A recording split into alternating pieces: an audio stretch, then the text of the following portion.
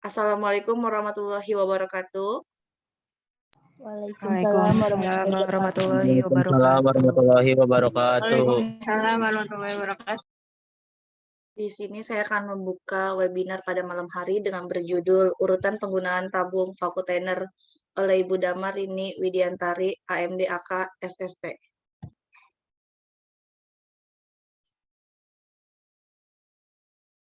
Udah muncul belum?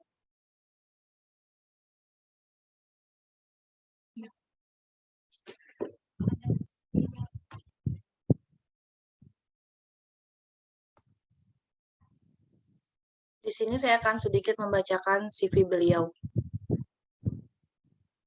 Pendidikan pertama Ibu Damarini Widiantari AMD AK SST, pertama melakukan pendidikan D3 Analis Kesehatan di Universitas Setiabudi Surakarta pada tahun 2010 sampai 2013. Kemudian beliau melanjutkan pendidikan di D4 Analis Kesehatan di Universitas Setiabudi Surakarta pada tahun 2015 sampai 2016. Beliau juga mempunyai pengalaman kerja. Yang pertama, beliau bekerja di Rumah Sakit Bella Bekasi pada tahun 2013 sampai 2015. Lalu ke Rumah Sakit Nirmala Suri Sukoharjo pada tahun 2015 sampai 2017. Lalu ke Rumah Sakit Harapan Indah Laboratorium Jakarta Pusat pada tahun 2017 sampai 2018. Sampai saat ini beliau bekerja di Rumah Sakit Permata Bekasi pada tahun 2020 sampai sekarang. Kurang lebihnya CV beliau. Waktu dan tempat kami persilakan kepada Ibu Damar Rini Widiantari AMD AK SST.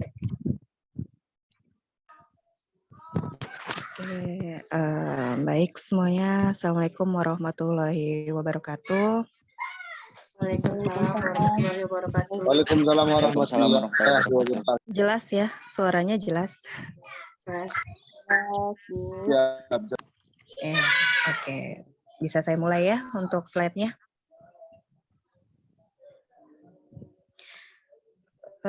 Di sini kita akan bicara tentang urutan tabung ya, pewarnaan tabung vakum tener. Tabung vakum itu tersedia dalam gelas dan plastik dengan bermacam ukuran. Tabung terisi dengan sendirinya karena ada hampa praukur di dalam tabung. Ada tabung yang akan terisi hampir sampai ke puncak, karena ada yang lainnya hanya terisi sebagian. Tabung tanpa penambah akan membeku dan menghasilkan serum. Ada jenis tabung yang mengandung penambah atau antikoagulan untuk mencegah pembekuan. Lanjut slide-nya.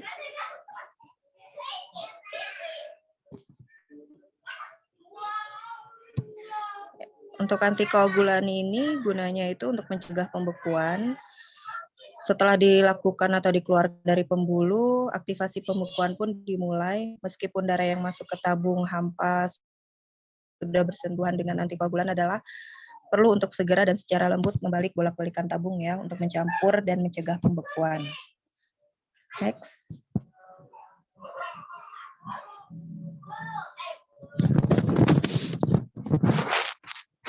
Di sini ada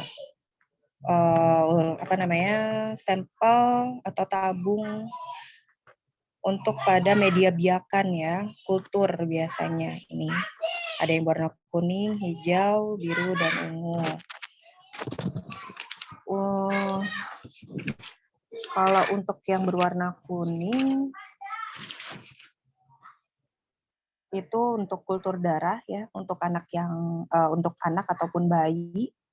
Untuk baktek yang berwarna hijau ini untuk kultur pasien yang dewasa, yang biru ini untuk kultur darah yang aerob, sedangkan yang ungu untuk bakteri anaerob.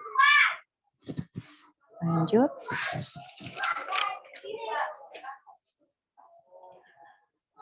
Untuk tabung yang berwarna kuning dengan bagian hitam di atasnya ini untuk pemeriksaan mikrobiologi aerob, anaerob, jamur, ataupun bisa untuk kimia darah. Lalu untuk tabung yang berwarna merah ini memerlukan serum yang untuk tes yang memerlukan serum yang terganggu oleh efek gel. Pemeriksaannya untuk kimia darah, imunologi, serologi, dan juga untuk bank darah. Untuk tabung yang berwarna biru, untuk pemeriksaan hematologi yang berhubungan dengan koagulasi atau pembekuan darah ya. Biasanya ini untuk pemeriksaan seperti INR, PTA, PTT.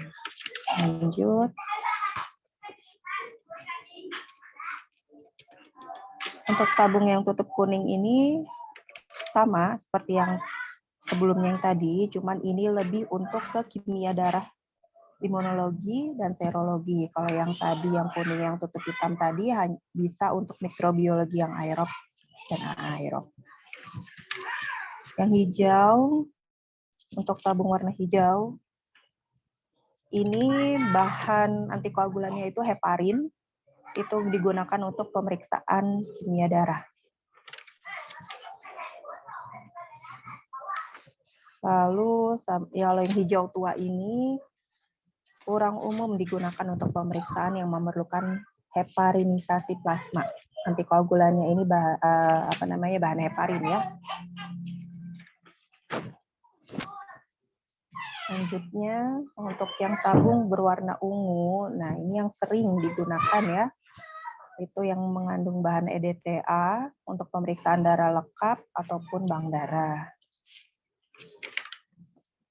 Untuk tabung yang berwarna abu-abu, ini antikoagulannya khusus untuk pemeriksaan glukosa, baik itu glukosa sewaktu, puasa, ataupun yang 2 jam PP. Selanjutnya, untuk yang tabung tutup berwarna biru gelap ini, pemeriksaannya untuk toksik ya, toksikologi. Selanjutnya, kalau yang untuk tabung berwarna hitam ini, itu sebenarnya ada 2 jenis. Yang paling umum digunakan sebenarnya tabung berwarna hitam yang kecil untuk pemeriksaan LED.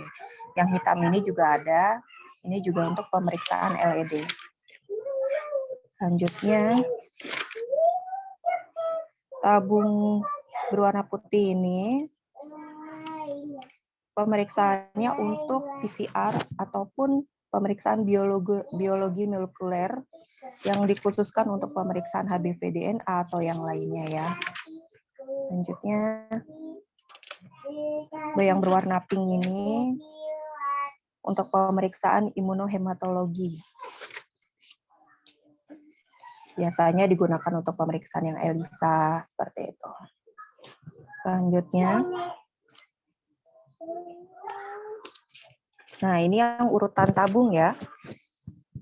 Urutan sebelum saya jelaskan yang urutan tabung ini, kalau darah udah dimasukkan dalam tabung, itu wajib memutar gerakannya tabung sampai 4-5 kali atau membolak-balikan tabung 5-10 kali dengan lembut. Urutan tabungnya ini yang berwarna kuning paling depan itu media baktek atau kultur.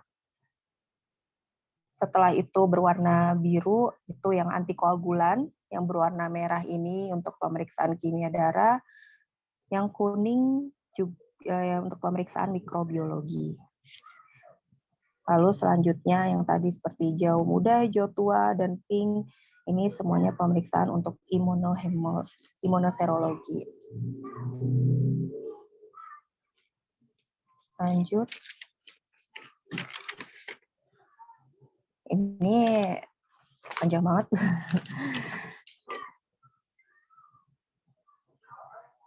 Ini tadi udah saya jelaskan ya untuk berwarna kuning, untuk kultur darah, untuk pencampurannya itu 8-10 menit. Terus yang lainnya ya bisa dibaca sendiri, ada biru, merah, sama tadi yang saya jelaskan ke urutannya kuning, biru, kuning tua, merah, itu. Selanjutnya, urutan pengambilan untuk pengambilan banyak tabung itu selalu yang pertama kali itu kalau ada pemeriksaan kultur darah itu didahulukan kultur darah media bakteknya. Kalau nggak ada, diurutkan yang tabung untuk antikoagulan, untuk hematologi, baru mikrobiologi, dan imunoserologi. Lanjut. Ya. Cukup sekian dan terima kasih. Wassalamualaikum warahmatullahi wabarakatuh. Mungkin ada yang mau ditanyakan ya.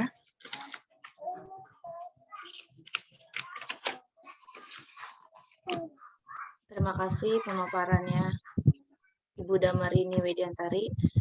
Teman-teman ada yang ingin bertanya, bisa sebutkan nama dan pertanyaannya.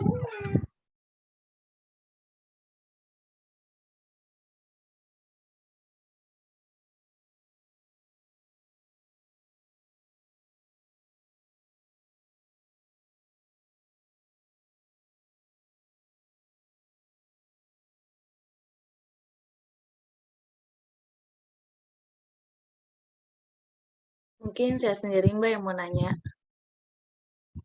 Ya, silakan. Mengapa pada pemeriksaan laboratorium itu menggunakan tabungnya yang berbeda-beda? Ya. Oke, saya jelaskan ya. Mbaknya sebelumnya udah kerja atau kuliah? Masih kuliah doang? Ya, kerja sambil kuliah. Ya. Sebelum itu kan kenapa digunakan berbeda-beda, disesuaikan dengan jenis pemeriksaannya. Di mana kan kita kalau mengambil darah itu kan juga ada tahapannya ya. Analitik, dan juga pasca analitik. Kenapa disesuaikan? Biar tidak terjadi nanti ketidakvalidan hasil. Kalau kita memakai tabung yang salah, nanti juga mempengaruhi hasilnya juga. Seperti itu. Udah jelas? Baik, jelas Ibu. Terima kasih. Ya, oke.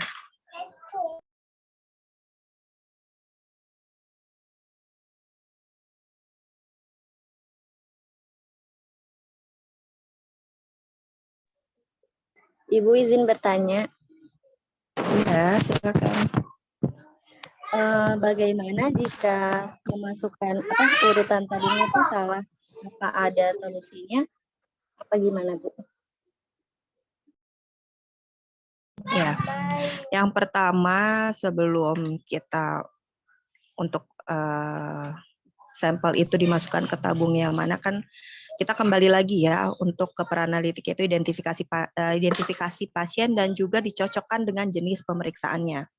Lalu bila mana sudah terjadi sampel itu salah dimasukkan ke tabungnya, kita lihat dulu pemeriksaannya disesuaikan. Misalkan pemeriksaannya itu memang untuk kimia darah tapi dimasukkan ke EDTA seperti itu. Tergantung alatnya. Alatnya bila memang bisa digunakan untuk EDTA, ya berarti bisa di-running untuk yang kimia darah gitu. Kecuali elektrolit ya. Elektrolit nggak bisa untuk antikoagulan yang EDTA.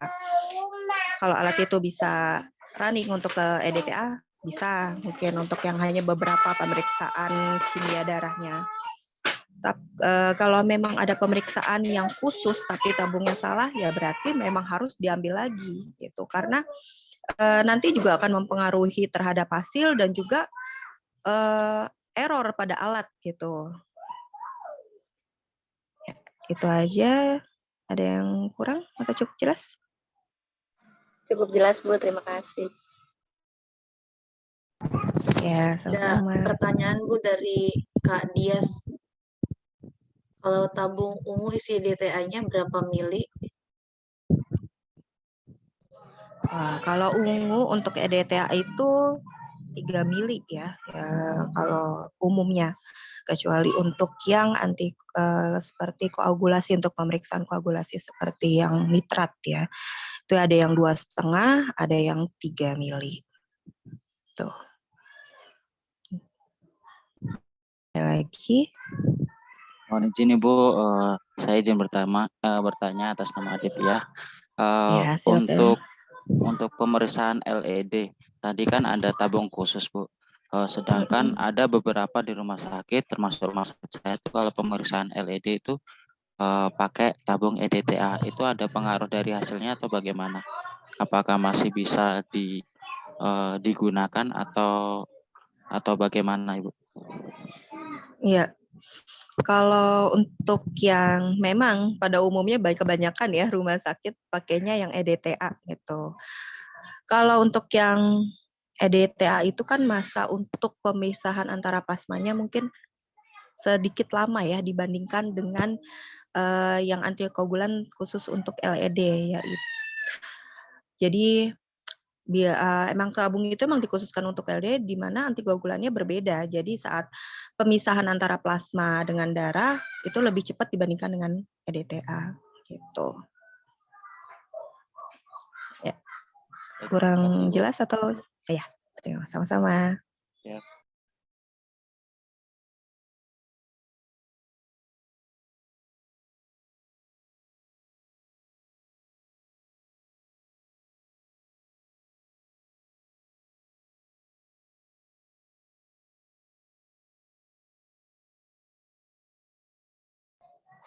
Ya. Ada lagi yang ingin bertanya?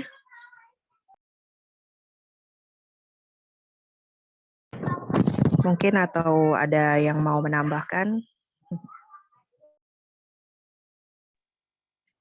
Halo, selamat malam Ibu Damar. Selamat malam. Iya, Ibu. Halo, saya Linda, Ibu, dari Universitas Binawan. Ibu, saya ingin izin menanyakan, Bu, ke teman-teman audiens, pasti juga pada ya pengen tahu ya, atau teman-teman yang lagi nonton sekarang, itu gimana sih Bu cara memulai karir sebagai TLM ya Bu? Sekolahnya bagaimana, atau dari SMA-nya bagaimana, begitu Ibu. Terima kasih Ibu. Oke, jadi sharing aja mungkin ya jatuhnya. Kalau untuk saya pribadi, saya nggak awalnya tuh nggak ada kepikiran untuk menjadi TLM ya. Dari SMA itu jurusannya IPA. Memang niatnya emang terjun ingin ke dunia kesehatan gitu. Karena saya menyadari kelemahan saya itu tidak bisa menghitung gitu. Seperti kayak farmasi kan lebih untuk lebih untuk menghitung kadar gitu kan. Kalau untuk analis kesehatan kan lebih sekitar 80% atau 70% itu lebih ke hafalan gitu. Kita harus paham seperti kayak metabolisme tubuh, patofisiologi gitu kan. Itu lebih ke hafalan gitu. Jadi saya lebih ke hafalan gitu. Jadi kalau misalkan kita sebagai TLM, kita harus sebelum untuk memulai kita mau menjadi analis kesehatan atau enggak, sadari dulu kelemahan kita tuh di mana gitu maksudnya. Kalau saya pribadi gitu, saya nggak mampu untuk menghitung kadar apa-apa, saya nggak kurang lah di matematika seperti itu, lebih ke hafalan. Makanya saya lebih memilih yang hafalan analis kesehatan khususnya gitu.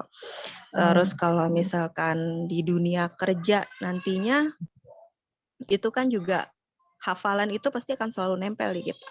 Gitu. Ya, ada lagi atau kurang jelas atau Mbaknya mungkin mau menambahkan? Tidak, Ibu, terima kasih banyak penjelasannya. Oke.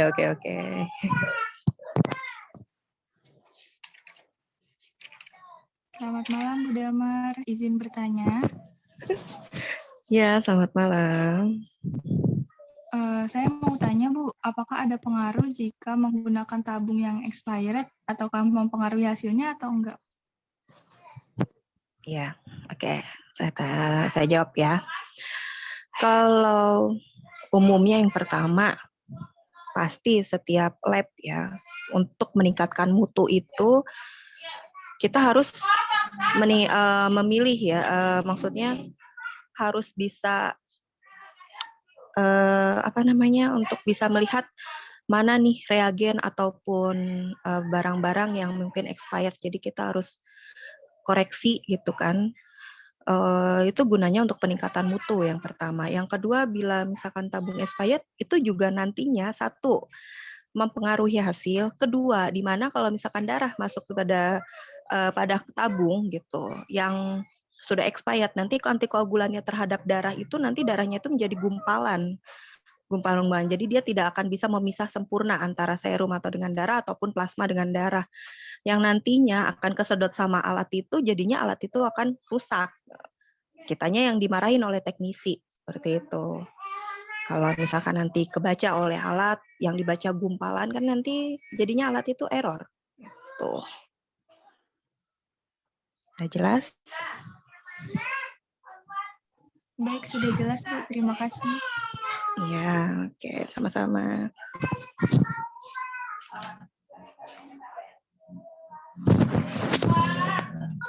Ada lagi yang bertanya atau mau nambahkan? Izin bertanya lagi, Bu.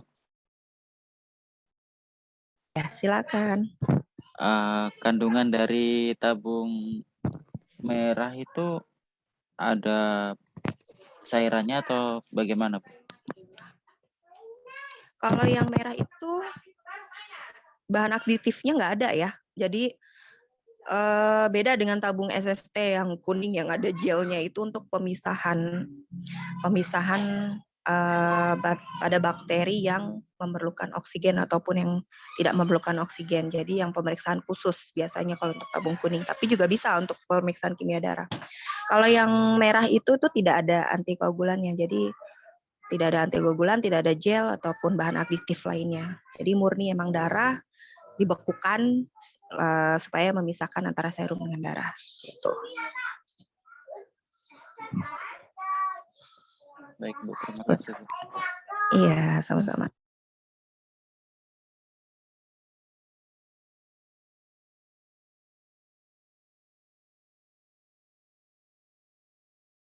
Bu, maaf mau nanya. Ya, silakan. Di tabung ungu kan ada EDTA-nya ya. Itu isinya berapa mili ya, Bu?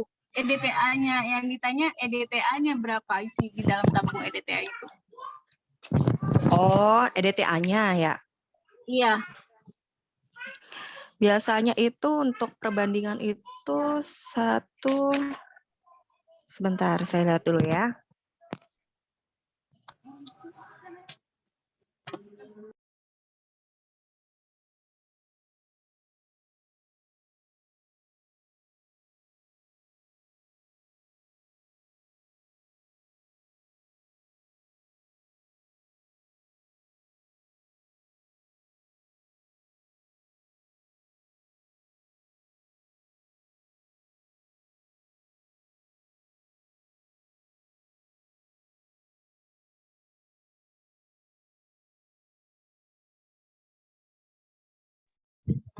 Mohon maaf teman-teman, mungkin ini pertanyaan yang terakhir ya. Kalau misalnya nanti ada yang mau bertanya lagi, bisa langsung chat ke Ibu Damar. Ya, silakan. Saya mau jawab yang tadi ya, EDTA tadi itu untuk EDTA-nya itu ada di tabung itu biasanya sekitar 2 mg ataupun sekitar 1 mili atau 2 mili. Gitu.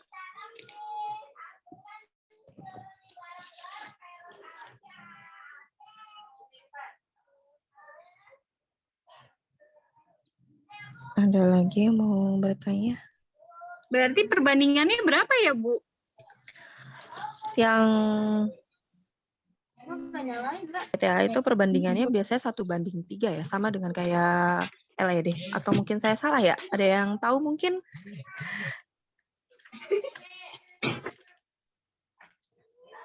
Ada yang tahu mungkin atau mungkin saya salah sepertinya?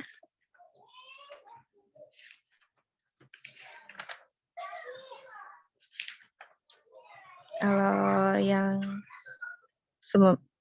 nah, yang lainnya mungkin pada tahu? Kalau saya salah mohon dikoreksi ya. Ya, Bu, nggak apa-apa, belajar aja.